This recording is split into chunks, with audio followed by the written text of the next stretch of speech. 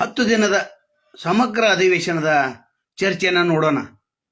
ತಮಗೆಲ್ಲ ಗೊತ್ತಿದೆ, 10 ದಿವಸ ಅಧಿವೇಶನ ಆಯ್ತು ನೀವು ಅಂತೀರಿ, ಅದು ನಾವಂತೇವೆ 7ರಿಂದ 8 ದಿವಸ ಅಧಿವೇಶನ ಅಂತೇಳಿ. ಯಾಕೆ ಮೊದಲನೇ ದಿವಸ ತಮಗೆಲ್ಲ ಗೊತ್ತಿದೆ, ಶ್ರದ್ಧಾಂಜಲಿ ಅರ್ಪಣೆ ಮಾಡಿದ್ರು, ಮೊದಲನೇ ದಿವಸಗ ಪೋಸ್ಟ್ಪೋನ್ ಮಾಡಿದ್ರು. ನಂತರ ಶಾಮನೂರು ಶಿವಸೇನಾ ತೀರ್ಕೊಂಡಿದ್ರು, ಅಲ್ಲಿ 1 ದಿವಸ ಹೋದ್ರು. ನಂತರ ಕೊನೆಯ ದಿನ 19ನೇ ತಾರೀಕು ಕೊನೆಯ ದಿನ ಉತ್ತರ ಕನ್ನಡ ಚರ್ಚೆನೇ ಆಗಲಿಲ್ಲ. ದ್ವೇಷ ಭಾಷೆನ ಚರ್ಚೆ ಆಯ್ತು ವಿಧಾನ ಪರಿಷತ್ನಲ್ಲಿ. ಮತ್ತು 18ನೇ ತಾರೀಕು ವಿಧಾನಸಭೆಯಲ್ಲಿ ಏನಾಯ್ತು, ಅಲ್ಲಿ ದ್ವೇಷ ಭಾಷಣದ ಮಸೂದೆ ಚರ್ಚೆನೇ ಆಯ್ತು. ಅವರು ಮಂಡನೆ ಮಾಡಿದ್ರು, ಇವರು ವಿರೋಧ ವ್ಯಕ್ತಪಡಿಸಿದ್ರು. ಅಷ್ಟ ಆಗಬೇಕಾಗಿತ್ತು, ಚರ್ಚೆ ಆಯ್ತು. 6 ಗಂಟೆ ಚರ್ಚೆ ಆಯ್ತು ವಿಧಾನ ಪರಿಷತ್ನಲ್ಲಿ ದ್ವೇಷ ಭಾಷಣದ. ಉತ್ತರ ಕನ್ನಡ ಮರ್ತ ಬಿಟ್ಟರೆ ಅವರು. ಮತ್ತೇನು ಹೇಳ್ತಾರ, ಉತ್ತರ ಕನ್ನಡ ಬಗ್ಗೆ ನಾವು ಚರ್ಚೆ ಮಾಡ್ತೇವೆ ಅಂತ 2 ಬುಧವಾರ ಚರ್ಚೆ ಮಾಡ್ತೇವೆ ಅಂತ ಹೊರಟಿಯವ್ರು ಹೇಳಿದ್ರು. 1 ಬುಧವಾರ ಚರ್ಚೆ ಮಾಡಿದಾರೆ ಅವರು, ಅದು ಅರ್ಧ ದಿವಸ. ಮೊದಲನೇ ಬುಧವಾರ ಹಂಗೆ ಹೋಗಿಬಿಡ್ತದು, ಯಾಕಂದ್ರೆ ಶಾಮನೂರು ಶಿವಶಂಕರಪ್ಪ ತೀರ್ಕೊಂಡಿದ್ರು, ಅದು ಹೋತು. ಅಂದ್ರೆ ಇಲ್ಲಿ ಅಧಿವೇಶನಕ್ಕೆ ಏನು ಬಂದರು, ಕೊಂಡು ಹೋದ ಅಂತ. ಮತ್ತು ಸೋಷಿಯಲ್ ಮೀಡಿಯಾದವರು ರಾಜಕಾರಣಿ ಹೆಂಗೆ ನೋಡ್ತಾರೆ ಗೊತ್ತೈತೆ ನಿಮಗೆ? ನಾಯಿ ಬೊಗಳ್ತಿತ್ತಂತ ಬೊಗಳುವತ್ತಂತ ಹಿಂಗೆ. ಅಂದ್ರೆ ನಮ್ಮನ್ನು ಎಷ್ಟು ಕೀಳಾಗಿ ತಿರ್ಕೊಂಡಾರ ಅಂತ ಇವ್ರು ನಾವು ಬುದ್ಧಿ ಕಲಿಸ್ತೇವೆ, ಕರೆಕ್ಟ್ ಟೈಮ್ದಲ್ಲಿ ಬುದ್ಧಿ ಕಲಿಸ್ತೇವೆ. ಡಿನ್ನರ್ ಪಾರ್ಟಿಗಳು ಕೊಟ್ಟು ಡಿನ್ನರ್ ಪಾರ್ಟಿ ಆಯ್ತು. ದೊಡ್ಡಮನಿ ಫಾರ್ಮ್ ಹೌಸ್ನಲ್ಲಿ ಡಿ ಕೆ ಶಿವಕುಮಾರ್ ಕುರ್ಚಿ ಡಿನ್ನರ್ ಪಾರ್ಟಿ ಆಯ್ತು. ಸಿದ್ದರಾಮಯ್ಯವರು ಕೂಡ ಒಂದು ಸಭೆಯನ್ನು ನಡೆಸಿದರು. ಅಂದ್ರೆ ಕುರ್ಚಿ ಜಗಳ ದಿಲ್ಲಿಯಿಂದ ಬೆಂಗಳೂರು ಶಿಫ್ಟ್ ಆಗಿತ್ತು, ಬೆಂಗಳೂರಿಂದ ಮತ್ತೆ ಬೆಳಗಾವಿಗೆ ಬಂತು, ಬೆಳಗಾವಿಯಿಂದ 18ನೇ ತಾರೀಕುವರೆಗೆ ಚರ್ಚೆ ಆಯ್ತು. ಅದಂತ ಡಿಲ್ಲಿಗೆ ಶಿಫ್ಟ್ ಆಗಿದೆ. ಇನ್ನು ದಿಲ್ಲಿಯಾಗ ಏನು ಮಾಡ್ತಾರೆ ನೋಡ್ಬೇಕು. ಒಬ್ಬೊಬ್ಬರು ಲಾಬಿ ಚಾಲು ಮಾಡ್ತಾರೆ. ಈಗ ಅವು ಖರ್ಗೆ ಅವ್ರು ಕೇಳ್ಕೊತೇವೆ, ಸುರ್ಜೇವಾಲಾ ಕೇಳ್ಕೊತೇವೆ, ವೇಣುಗೋಪಾಲ್ ಅವ್ರಿಗೆ ಕೇಳ್ಕೊತೇವೆ, ರಾಹುಲ್ ಗಾಂಧಿ ಸೋನಿಯಾ ಕೇಳ್ತೇವೆ. ಇಂಥ ಜಟಿಲ್ ಏನು ಸಮಸ್ಯೆ ಇಲ್ಲ, ಬಹುಮತ ಇದೆ. ಮತ್ತು 2 ವರ್ಷ ಆಗಿತ್ತು. ಡಿ ಕೆ ಶಿವಕುಮಾರ್ ಬಿಟ್ಟು ಕೊಡ್ಬೇಕಲ್ಲ, ಬಿಟ್ಟು ಕೊಡ್ಬೇಕೀಗ. ಆ ಚರ್ಚೆನೂ ಇಲ್ಲಿ ಆಯ್ತು. ಬೆಳಗಾವಿ ಅಧಿವೇಶನದ ಇಲ್ಲೇನ ಆಗಿತ್ತು ನೋಡತ್ತೇವೆ. 2ನೇ ದಿವಸ ಸ್ವಲ್ಪ ಉತ್ತರ ಕನ್ನಡದ ನೀರಾವರಿ ಬಗ್ಗೆ, ಏತ ನೀರಾವರಿ ಬಗ್ಗೆ ಚರ್ಚೆ ಮಾಡಿದರು. ನಿರುದ್ಯೋಗದ ಸಮಸ್ಯೆಗಳ ಬಗ್ಗೆ ಚರ್ಚೆ ಮಾಡಿದ್ರು. 60ಕ್ಕೆ ಹೆಚ್ಚು ಪ್ರತಿಭಟನೆಗಳದು. ಅವ್ರ ಬೇಡಿಕೆಗಳು ದೊಡ್ಡ ಪ್ರಮಾಣದಲ್ಲಿ ಏನು ಇರಲಿಲ್ಲ, ಸಣ್ಣ ಬೇಡಿಕೆಗಳು. ಕಳೆ ಸಲ ಅವರ ಬಂದಿದ್ರು ಮತ್ತೆ ಪ್ರತಿಭಟನೆ ಮಾಡಲಿಕ್ಕೆ. ಈ ಸಲ ಅದನ್ನ ಬಂದ, ಮುಂದಿನ ಸಲ ಅದನ್ನ ಬರ್ತಾರೆ. ಇಷ್ಟು ಯಾಕೆ ಪ್ರತಿಭಟನೆ ಆಗ್ತಾವ ಅಂತಂದ್ರೆ, ಉತ್ತರ ಕರ್ನಾಟಕ ಕಲ್ಯಾಣ ಆಗಿಲ್ಲ, ಅಭಿವೃದ್ಧಿ ಆಗಿಲ್ಲ. ಮತ್ತು ಬೆಂಗಳೂರಲ್ಲಿ ಅಧಿವೇಶನ ನಡೆದ್ರೆ ಅಲ್ಲಿ ಚರ್ಚೆ ಆಗ್ತಿತ್ತು. ಅದು ಅಲ್ಲಿ ಬೇಡಿಕೆ 1 ಅಥವಾ 2 ಅಂಗನವಾಡಿ ಕಾರ್ಯಕರ್ತರು, ಆಶಾ ಕಾರ್ಯಕರ್ತರು ಹೋಗಿರ್ತಾರೆ. 1 ಲಕ್ಷ 2 ಲಕ್ಷ ಜನ ಕೂಡಿ. ಇಲ್ಲಿ 20,000 ಜನ, 10,000 ಜನ, 5,000 ಜನ ಕೂಡಿ ಬೇಡಿಕೆ. ಆ ಬೇಡಿಕೆ ನೀವು ಅತಿಥಿ ಉಪನ್ಯಾಸಕರದ ಸಮಸ್ಯೆ ಇತ್ತು. ನಂತರ ಹಿರಿಯ ನಾಗರಿಕರ ಅನೇಕ ವಿಚಾರಗಳಿದ್ದು. ಬಂಜಾರ ಸಮಾಜದಿತ್ತು, ಹಳ್ಳೆಯ ಸಮಾಜದವರು, ಬಿ ವೈ ಪವರ್ ಅವರು ತಮ್ಮ ದೊಡ್ಡ ಶಕ್ತಿ ಪ್ರದರ್ಶನವನ್ನು ಮಾಡಿದ್ರು. ಬಿ ವೈ ಪವರ್ ಅಂತಂದ್ರೆ ನಿವೃತ್ತ ಸೂಪರ್ಡೆಂಟ್ ಇಂಜಿನಿಯರ್ ಅವರು, ಎಸ್ ಎ ಅವರು. ಅವರೀಗ ರಾಜ್ಯದ ಹಳ್ಳೆಯ ಸಮಾಜದ ಅಧ್ಯಕ್ಷರವರು. ಅವರು ಕೂಡ ಅನೇಕ ಬೇಡಿಕೆಗಳನ್ನು ಇಟ್ಟಿದ್ದಾರೆ. ಎಷ್ಟು ಬೇಡಿಕೆಗಳನ್ನು ಈಡೇತೋ ಕಾದು ನೋಡ್ಬೇಕು. ಅಂದರೆ ಈ ರೀತಿ ಬಿ ವೈ ಪವರ್ ಅಂತ ಲೀಡರ್ಗಳು ಸಾಕಷ್ಟು ಜನ ಬಂದರು. ದುಡ್ಡು ಯಾರು ಖರ್ಚು ಮಾಡೋರು? ಅವ್ರಿಗೆ ಗಾಡಿ ಕೊಡ್ಬೇಕು, ಗೋಡ ಕೊಡ್ಬೇಕು, ಅಲ್ಲಿ ಅವ್ರು ಕಲೆಕ್ಷನ್ ಮಾಡ್ಬೇಕು. ಸಮಾಜ ದುಡ್ಡು ಕಲೆಕ್ಷನ್ ಮಾಡಿ ಇಲ್ಲಿ ಬರೋರು, ಇಲ್ಲಿ ಬೇಡಿಕೆ, ಅವ್ರ ಮನೆ ತೋರು ಹೋಗೋರು. ಇನ್ನು ಆ ಮನೆಗಳು ಎಷ್ಟು ಸ್ಪಂದನೆ ಆಗ್ತಾರೆ ನೋಡ್ಬೇಕು. ಎಷ್ಟೇ 50% ಆಗ್ತಾವೆ, 60% ಆಗ್ತಾವೆ. 60% ಆದ್ರೆ ಮತ್ತೆ 40% ಉಳಿತಾವಲ್ಲ. ಈ ಅಧಿವೇಶನದಲ್ಲಿ ಕೇವಲ ಡಿನ್ನರ್ ಪಾರ್ಟಿ ಆಯಿತು, ಕುರ್ಚಿ ಜಗಳ ಆಯ್ತು. ನಂತರ ಇವರಲ್ಲೇ ವೈಯಕ್ತಿಕ ದ್ವೇಷಗಳು, ದ್ವೇಷ ಭಾಷಣದ ಮೇಲೆ ದ್ವೇಷ ಮಂಡನೆ, ವಿಧೇಯಕ ಮಂಡನೆ. ಏನ್ರಿ, ದೇಶ ಭಾಷೆ ಮೇಲೆ ಮಂಡನೆ ಅಂತ. ಇದು ಕೂಡ ಸಾಕಷ್ಟು ಜನ ಚರ್ಚೆ. ರಾಮಾಯಣ ಮಹಾಭಾರತಗಳು ಸಿಟಿರವೆ ಚಲರಸ್ವಾಮಿ ಒಂದು ಕಡೆ ಹೇಳಿದರು. ಅದಕ್ಕೆ ನಮ್ಮ ಪರಮೇಶ್ವರ್ ಅವರು ಉತ್ತರ ಕೊಟ್ಟರು. ದೊಡ್ಡ ಪ್ರಮಾಣದಲ್ಲಿ ಉತ್ತರ ಕೊಟ್ಟಿದ್ದಾರೆ, ಇಲ್ಲಂತಲ್ಲ. ನಾವು ಸಮರ್ಥನೆ ಮಾಡ್ಕೊಂಡಾರ ಅವರು. BNSN ಕಾಯ್ದೆ, ಕೇಂದ್ರದ ಕಾಯ್ದೆ ಇದೆ, ಅದರ ಹೊರತಾಗಿ ನಮ್ಮದೊಂದು ಕಾಯ್ದೆ ಇದೆಯಪ್ಪ. ನಾವು ಅದನ್ನೇನು ಬಿಟ್ಟು ಹೋದಂಥ 5 ವಿಷಯಗಳನ್ನ ಏನಿದಾವ ಅದನ್ನ ಹೆಚ್ಚಿಗೆ ಸೇರಿಸಿದ್ದೇವೆ ನಾವು. 2000 ಕರಾವಳಿ ಕರ್ನಾಟಕ, ದಕ್ಷಿಣ ಕರ್ನಾಟಕದ ತೋರಿಸಿದ್ರು. ಅಲ್ಲಿ ಎಷ್ಟು ಗಲಿಬಿಗಳಾಗ್ತಿದ್ರು ಧರ್ಮದ ಹೆಸರಿನಲ್ಲಿ. ಅದು ಪರಮೇಶ್ವರ್ ಏನು ಉತ್ತರ ಕೊಡೋದು? ಧರ್ಮದ ಹೆಸರಲ್ಲಿ, ಜಾತಿ ಹೆಸರಿನಲ್ಲಿ, ಗಡಿ ಹೆಸರಿನಲ್ಲಿ ಎಷ್ಟೆಷ್ಟು ದ್ವೇಷಗಳು. ಇದನ್ನೆಲ್ಲ ನಿಯಂತ್ರಣ ಮಾಡಕ್ಕೆ ನಾವು ಮತ್ತೆ ಕೇಳ್ತಾರೋ ಕರಾವಳಿ ಪ್ರದೇಶದಲ್ಲಿ ನಾವು ಈಗೆಲ್ಲ ತಂಡ ಮಾಡಿದಿಲ್ಲ ನಿಮ್ಮನ್ನ. ತಂಡಂದ್ರೆ ಶಾಂತಿ ಸುವ್ಯವಸ್ಥೆ ಆಗೈತಿಲ್ಲ ಅಂತ BJP MLCಗಳು ಕೇಳ್ತಾರ. ಅವರು ಇವ್ರು ಸುಮ್ಮನೆ ಆಗೈತೆ ಅಂತ ಹೇಳ್ಬೇಕಾಗಿತ್ತು. ಮೊದಲು ಹೆಂಗಿತ್ತು ಈಗ ಹೆಂಗಿದೆ ಅಂದರೆ ಸಾಧನೆ ಆಗಿದೆ ಇಲ್ಲಂತಲ್ಲ. ಆ ಚರ್ಚೆ ಕೂಡ ವಿಧಾನ ಸಭೆಯಲ್ಲಿ ಮತ್ತು ವಿಧಾನ ಪರಿಷತ್ತಲ್ಲಿ ನಾವು ವಿಧಾನ ಪರಿಷತ್ತಲ್ಲಿ ಕೊಡ್ತಿದ್ದು. ವಿಧಾನಸಭೆಗೆ ನಮಗೆ ಸಂಬಂಧ ಇಲ್ಲ.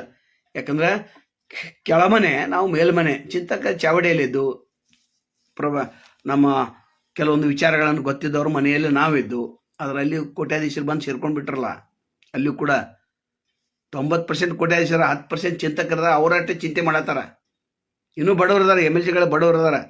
ಒಬ್ಬ MLC ಅನ್ಕ ನಮ್ಗೆ ಲಂಚಾನೆ ಕೇಳಿದ್ರಿ ಅಂತ ಒಬ್ಬ ಅದೇ MLAಗಳು ನನಗೊಂದು ಮನೆ ಕಟ್ಟಕ್ಕಾಗಲಿಲ್ಲ, ಒಂದು ಶಾಲೆ ರೂಮ್ ಕಟ್ಟಕ್ಕಾಗಲಿಲ್ಲ, ಅಂಥ ಪರಿಸ್ಥಿತಿ ಇಲ್ಲಿದೆ ಅಂತ ಹೇಳಿದ್ರು. ಸರ್ಕಾರವನ್ನು ಜಾಡಿಸಿರ್ಬಿಡ್ರು. ಹುಡುಗಲ್ಲಿ ಹಚ್ಕೊಂಡು ಸರ್ಪ್ ಎಕ್ಸೆಲ್ ಹಚ್ಚಿ ಜಾಡಿಸಿರೋ ವಿರೋಧ ಪಕ್ಷವರು. ಒಂದು 2-3 ದಿವಸ ಅಷ್ಟೇ ಸ್ವಲ್ಪ ಫೇಲ್ ಆದರು. ಅದರ ವಿರೋಧ ಪಕ್ಷ ನಂತರ ಎಚ್ಚೆತ್ಕೊಂಡು ಏನಲ್ಲಿ ವಿಧಾನಸಭೆಯಲ್ಲಿ ಏನು ಮಾಡಬೇಕಾಗಿತ್ತು ಆರ್ ಅಶೋಕರು ಬರೋಬ್ಬರು ಮಾಡಿರೋ ಅವರು. ಇಲ್ಲಿ ಕೂಡ ಚಲರಾಸ್ವಾಮಿ ಅವರು ತೊಗೊಂಡು CT ರವಿಯವರು ಇದ್ದರು, N ರವಿಕುಮಾರ್ ಇದ್ರು, ಮತ್ತೊಂದು 5-6 ಜನ ಇದ್ದರು. ಹೆಂಗೆ ಹಿಂದೆ ಉಗ್ರಪ್ಪ ಸುದರ್ಶನ್ ಇದ್ರಲ್ಲ ಆ ಟೈಪು ಇಲ್ಲಿಯೂ ಕೂಡ ಕಾಂಗ್ರೆಸ್ಸಲ್ಲಿ ಇದ್ದಾರೆ. BJPಯಲ್ಲೂ ಕೂಡ ಸಾಕಷ್ಟು ಜನ ಇದ್ದಾರೆ. ಇಲ್ಲಿ ಚರ್ಚೆ ಆದದ್ದು ಅನೇಕ ವಿಷಯಗಳನ್ನು ಚರ್ಚೆ ಮಾಡಿದರು. ಇಲ್ಲಿ ಏನು ಚರ್ಚೆ ಆಯ್ತು? ನರೇಗಾ ಹೆಸರು ಬದಲಾವಣೆ ಯಾಕೆ ಮಾಡ್ರಿ ನೀವು ಅಂತೇಳಿ ಮುಖ್ಯಮಂತ್ರಿ ಕೇಳಿದರು. ದೇಶಭಾಷೆನ ತಡೆ ಮಸೂದೆಗೆ 2 ಸದನಗಳ ಆಡಳಿತ ಪಕ್ಷದ ಮೇಲುಗೈ ಸಾಧಿಸಿದರು. ನಂತರ MLCಗೆ ಅಧಿಕಾರಿಯೊಬ್ಬರು ಲಂಚ ಕೇಳಿದ್ದು, ಅದು ಕೂಡ ಆ MLCನ ಮಾತಾಡ್ತಾರೆ. ಹಾಸ್ಟೆಲ್ಗಳ ಸಮಸ್ಯೆ, ರೈತರ ಸಂಕಟ ಸೂತ್ರ ಕಂಡು ಹಿಡಿಯುವಂಥ ಪ್ರಶ್ನೆಗಳು 2 ಸದನಗಳಲ್ಲಿ ಚರ್ಚೆಯಾಗಿ ಉಳಿದುಬಿಟ್ಟು ಮುಂದೆ ಏನು ಫಲಪ್ರದ ಆಗ್ತೈತಿ ಕಾದು ನೋಡ್ಬೇಕು. ನಂತರ ಬಿಲ್ ಎಷ್ಟು 13ಕ್ಕೂ ಹೆಚ್ಚು ಬಿಲ್ಗಳ ಪಾಸ್ಗಳನ್ನು ಮಾಡಿಕೊಂಡ್ರು. ನಿನ್ನೆ ಒಂದು 4 ಬಿಲ್ಗಳನ್ನು ಪಾಸ್ ಮಾಡಿಕೊಂಡ್ರು. ನನ್ನ JJM ಪಾಲು ಕೊಡದ ಕೇಂದ್ರ ಸರ್ಕಾರ 16,863 ಕೋಟಿ ಇನ್ನೂ ಕೊಡಬೇಕಾಗಿದೆ. ಅವರು ಟೈಮ್ ಬಾಂಡ್ ನಿಮ್ಗೆ ಕೇಳಿದ್ರು. ಅವರು ಯಾಕೆ ಕೊಟ್ಟಿಲ್ಲ ಅಂದ್ರೆ ಕೇಂದ್ರ ಸರ್ಕಾರ ಮಾರ್ಗಸೂಚಿ ಪ್ರಕಾರ ಅಗತ್ಯ ದಾಖಲೆಗಳನ್ನು ಪ್ರಸ್ತಾವ ಸಲ್ಲಿಸಲು ವಿಳಂಬ ಆಗಿದೆ, ಅದಕ್ಕೆ ನಾವು ಕೊಡಂಗಿಲ್ಲ ಅಂತಂದ್ರು. ಅವ್ರು ನೋಡ್ರಿ, ವಿಳಂಬ ಆಗೈತೆ ಅಂತ ಕುಂಟ್ರೆ ನೆಪ ಬೇಕಾಗಿತ್ತಲ್ಲ. ಒಂದು ಕರ್ನಾಟಕ ಏನು ಸಿಗಬಾರ್ದಪ್ಪ, JJM ಕಾಮಗಾರಿ ಸರಿಯಾಗಿ ಆಗಬಾರ್ದು. ಕೇಂದ್ರ ಸರ್ಕಾರದ ಇದು ಹೊಟ್ಟೆ ಕಿಚ್ಚು.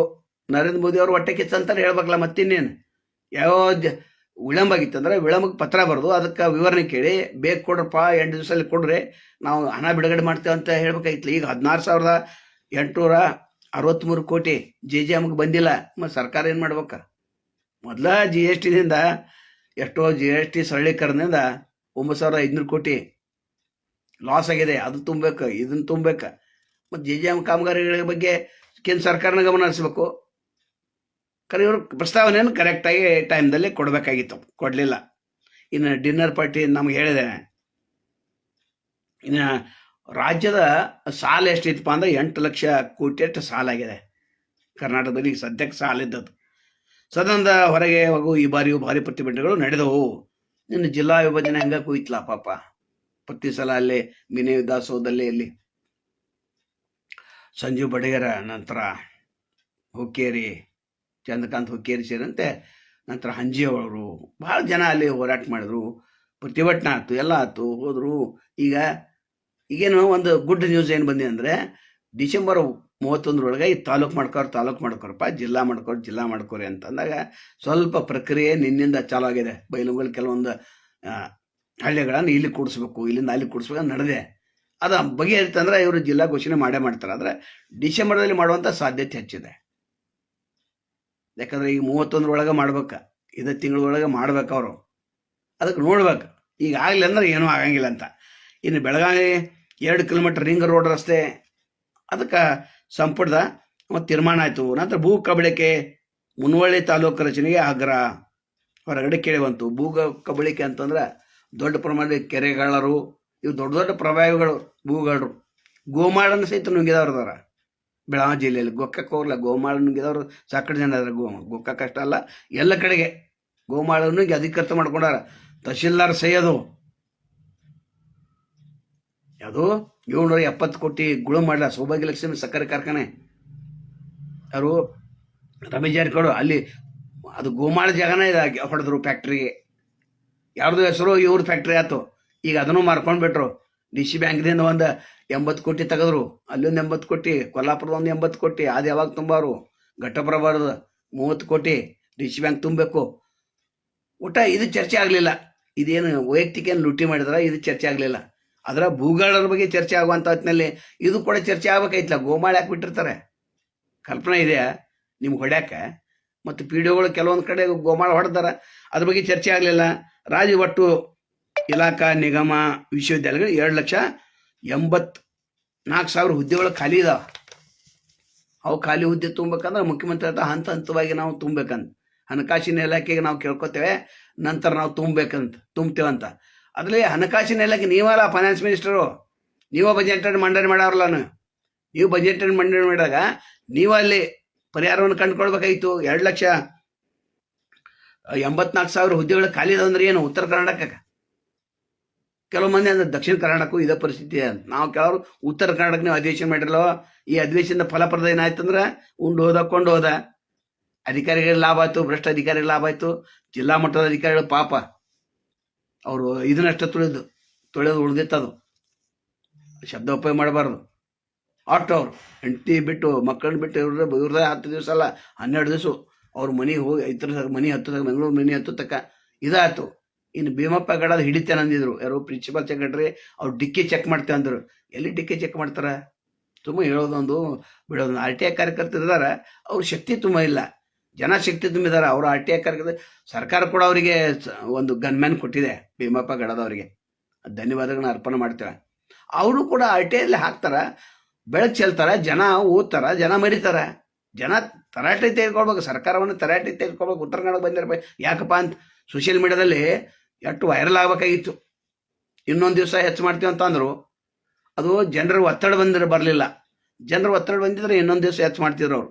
ನಂತರ ಆರ್ ಅಶೋಕ ಸುಮ್ಮನೆ ಅಲ್ಲೇ ಇಲ್ಲಿ MLC BJP MLC 8 ದಿವಸ ನಮಗೆ ಅವಕಾಶ ಕೊಡ್ಬೇಕಂತ ಸುಮ್ಮನೆ 8 ಅವಕಾಶ ಕೊಡ್ಬೇಕಂತ ನಾವೇನು ತಿಳ್ಕೊತೇವೆ. BJPದವರು 8 ದಿವಸ ಅವಕಾಶ ಕೇಳಿದ್ರು, ಇವ್ರು ಕೊಡಲಿಲ್ಲ ಅಂತ ಎಲ್ಲ ಒಳಗೆ.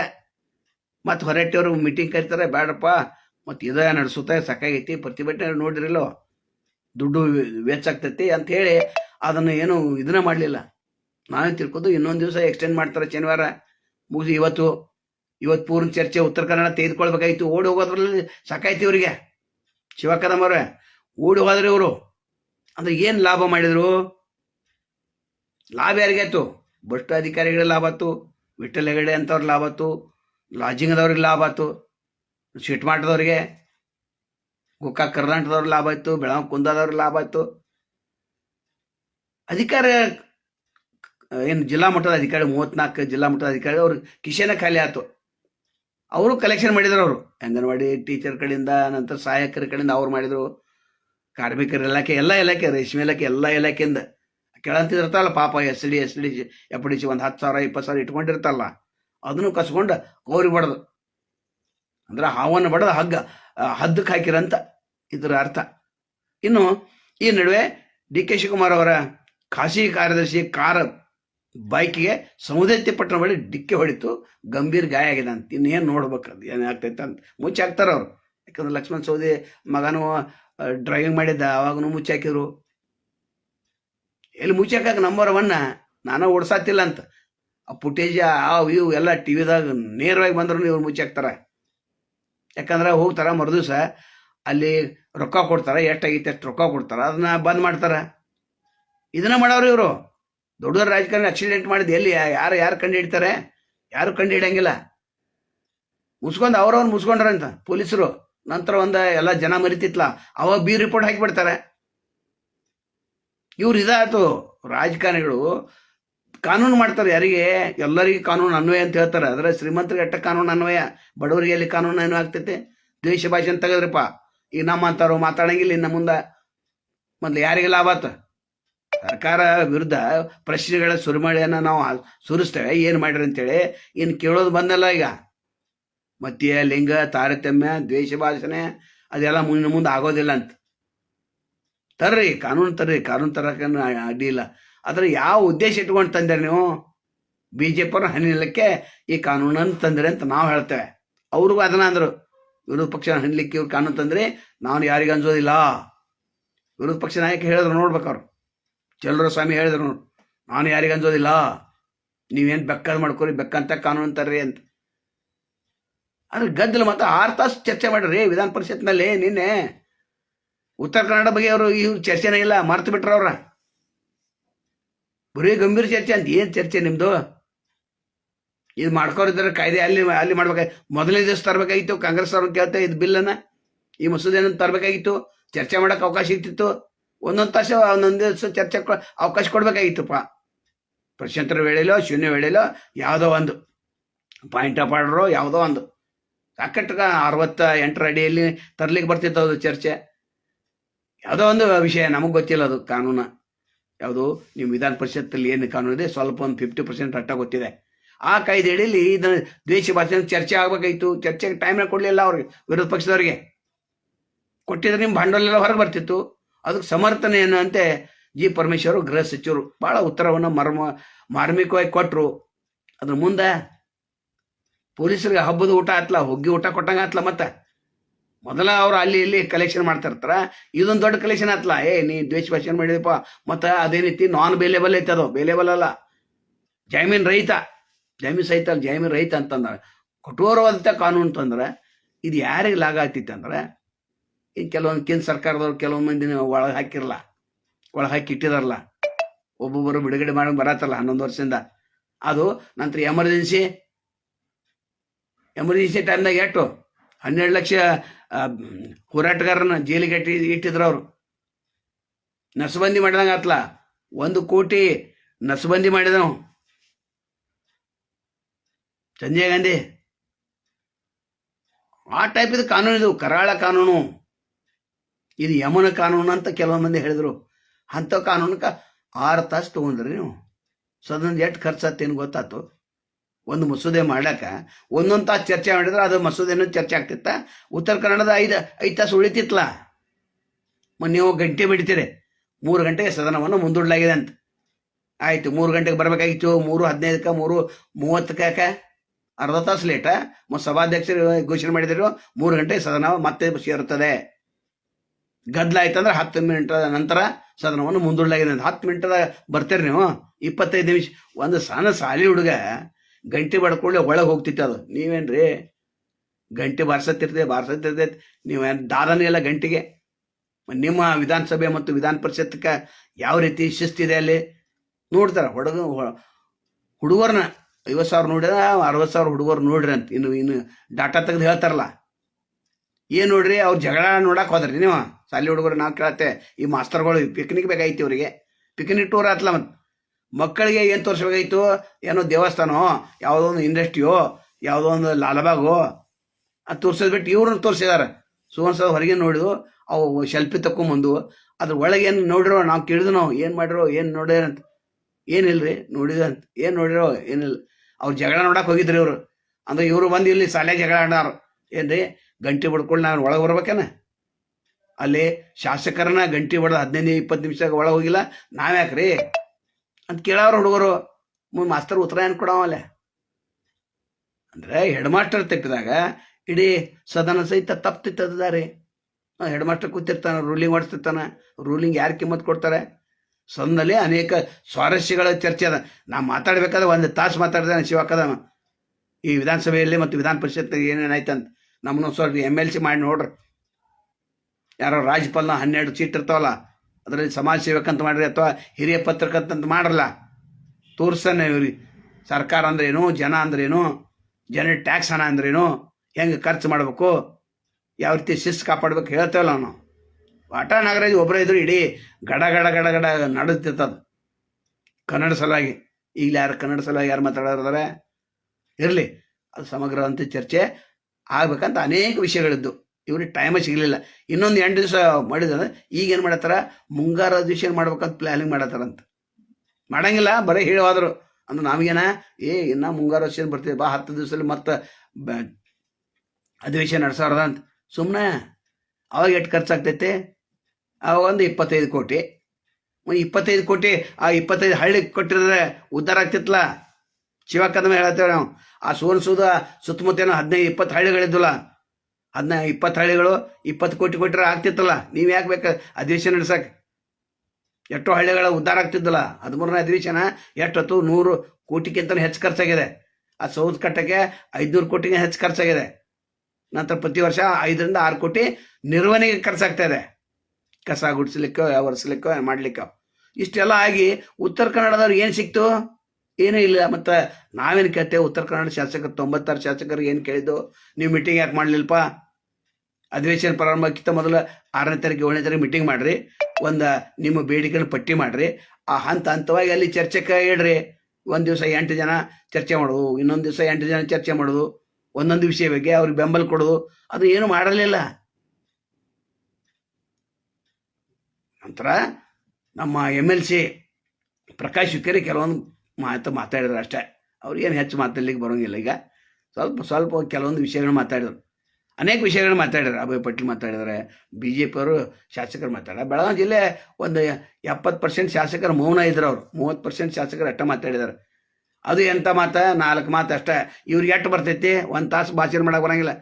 15 ನಿಮಿಷ ಮಾತಾಡುವಾಗ ಇವ್ರು ಬಂಡಲ್ ಮುಗಿತೈತೆ. ಅದು ಬೆಂಗಳೂರವರು ಮೈಸೂರದವರು ಅವ್ರು ಎದ್ದು ನಿಂತಂದ್ರೆ ಹೇಳ್ತಾರವ್ರು, ಇನ್ನು 8 ತಾಸು ನಾ ಮಾತಾಡ್ತೇನೆ ಸದನದಲ್ಲಿ. ಒಂದು ಪಾಯಿಂಟ್ ಆಫ್ ಆರ್ಡರ್ ತೆಗೆದು ನೋಡ್ರಿ. ಯಾದವ್ ಅವ್ರು ಮಾಡಿದ್ರು, ನಾಗರಾಜ್ ಯಾದವ್ ಅವರು, ಅದು ಹಲೇಕರ್ ಭಯ ಗಂಡ, ಅವ್ರು ಮಾತಾಡಿದ್ರು. ಏನು ಮಾತಾಡಿದ್ರು? ಉತ್ತರ ಕನ್ನಡದ ಇವರು ಸರ್ಕಾರ ತಲೆ ತಗ್ಗಿಸುವಂತಂಗೆ ಮಾಡಿದ್ರು. ಅವರು ಉತ್ತರ ಕನ್ನಡ ಶಾಸಕರು ಒಂದಾಗಬೇಕಾಯ್ತು, ಮಂತ್ರಿಗಳೆಲ್ಲ ಒಂದಾಗಿ ಚರ್ಚೆ ಮಾಡ್ಬೇಕಾಯ್ತು. ಇಲ್ಲಿ ITBT ಕೇಂದ್ರ ಬರಬೇಕಾಗಿತ್ತು, ನಂತರ ವಿಶ್ವವಿದ್ಯಾಲಯ ಬೇಕಾಯಿತು, ಸ್ಕಿಲ್ ಡೆವಲಪ್ಮೆಂಟ್ ಯೂನಿವರ್ಸಿಟಿ ಆಗ್ಬೇಕಂತ ಫಸ್ಟ್ ಬೇಡಿಕೆ ಇಟ್ಟವ್ರು ಅವರು, ನಾಗರಾಜ್ ಯಾದವ್ ಅವರು. ಸ್ಕಿಲ್ ಡೆವಲಪ್ಮೆಂಟ್ ಯೂನಿವರ್ಸಿಟಿ ಎಲ್ಲಿದೆ? ಎಲ್ಲ ಬೆಂಗಳೂರು ಮೈಸೂರು. ಇಲ್ಲಿ ಏನು ಉತ್ತರ ಕನ್ನಡ ಶಾಸಕರೂ ಬುದ್ಧಿಲ್ಲ, ಇವ್ರೇನು ಸಚಿವರಿದಾರೆ ಇವ್ರಿಗೂ ಬುದ್ಧಿಲ್ಲ. ಸಜ್ಜೆ ಹರ್ಕೊಳ್ಳೋರು 3-4 ದಿವಸ ಆದ ನಂತರ ಕಾಣಿಸ್ಕೊಂಡ್ರು. ಅದೇ ಬೆಲ್ಲದಂದ್ರೆ ಇಲ್ಲೇ ಸಚಿವರಿದಾರ, ಇಲ್ಲೇ ಸದನದಲ್ಲಿ ಅಡ್ಡಾಡ್ತಾರ, ಸಭೆಗೆ ಹಾಜರಾಗಿಲ್ಲ ಅಂತ. ಎಂಥ ಗಂಭೀರ ಆರೋಪ ಇದು. ಆ ಆರೋಪಕ್ಕೆ ಏನು ಉತ್ತರ ಕೊಟ್ಟರು? ಏನು ಉತ್ತರ ಇಲ್ಲ. ಮರುದಿವ್ಸ ಬಂದು ಕೊಟ್ಟರು.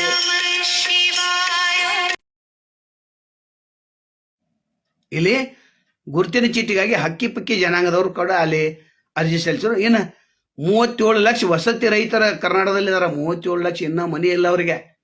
ಆ ಮನಿ ಬಗ್ಗೆ ಯಾರು ಚರ್ಚೆ ಮಾಡಿದ್ರಿ? ನೆರೆ ಸಂತ್ರಸ್ತರದ ಇನ್ನು ಮತ್ತು ಮುಂದಿನ ಸಲ ಪ್ರವಾಹ ಬಂದಾಗ ನೀವು ಚರ್ಚೆ ಮಾಡೋರು. ನಂತರ ವಿಜೇಂದ್ರ ಮತ್ತು DK ಶಿವಕುಮಾರ್ ನಡುವೆ ಜಟಾಪಟಿ ಆಯ್ತು. ನಂತರ R ಅಶೋಕ ಸಿದ್ದರಾಮಯ್ಯ ಅವ್ರ ಆಯಿತು. ಅದು ವಿರೋಧ ಪಕ್ಷ ಆಡಳಿತ ಪಕ್ಷ ಅವ್ರು ಇರೋರು, ಅದು ಇರಲಿ. ಇನ್ನು ಒಳ ಮೀಸಲಾತಿ ರಕ್ಷಣೆ ಮಸೂದೆಗೆ ಒಪ್ಪಿಗೆ ನೀಡಲಾಯಿತು. 6%, 5%. ಇನ್ನು ಶಾಲೆ ಒಂದು ಸಹಿತ ನಾವು ಮುಚ್ಚಂಗಿಲ್ಲ ಅಂತ ಹೇಳಿದ್ರು. ಕೃಷ್ಣ ಬೈರೇಗೌಡರು ಜಮೀನು ನುಂಗಿದ ಪ್ರಕರಣ ಬಂತು.